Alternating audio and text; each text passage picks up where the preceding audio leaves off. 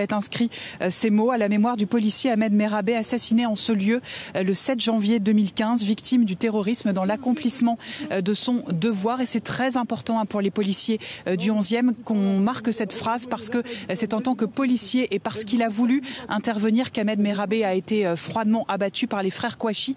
On rappelle que ce matin du 7 janvier 2015, Ahmed Merabé était en patrouille dans le 11e arrondissement avec une de ses collègues policières, qu'il a été appelé sur sa radio parce qu'il y avait des tirs au 10 rue Nicolas Appert dans les locaux de Charlie Hebdo. Il s'est rendu à proximité et quand il est arrivé, malheureusement, il est tombé nez à nez avec les deux terroristes qui lui ont d'abord tiré une balle qui l'a fait tomber à terre et ensuite ils lui ont tiré une balle dans la tête qui lui a été fatale. Il est décédé sur le coup et aujourd'hui, je discutais à l'instant avec un policier du 11e arrondissement. Pour eux, cette semaine, elle est évidemment très importante car il y a eu ce mois de janvier, il y a eu le 13 novembre et pour eux, il faut absolument garder intacte la mémoire d'Ahmed Merabé.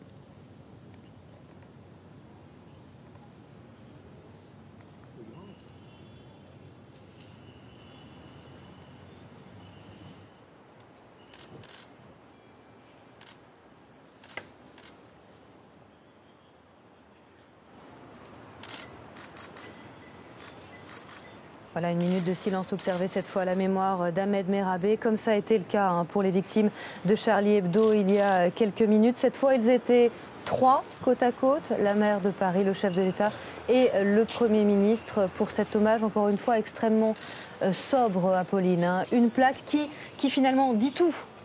Oui, et François Hollande retrouve là la famille effectivement de ce policier, qui est une famille qu'il avait tenu à rencontrer dans l'intimité quelques jours à peine après les attentats de Charlie, des moments qui avaient d'ailleurs été dévoilés par un reportage qui avait été fait sur le président et toute cette année-là.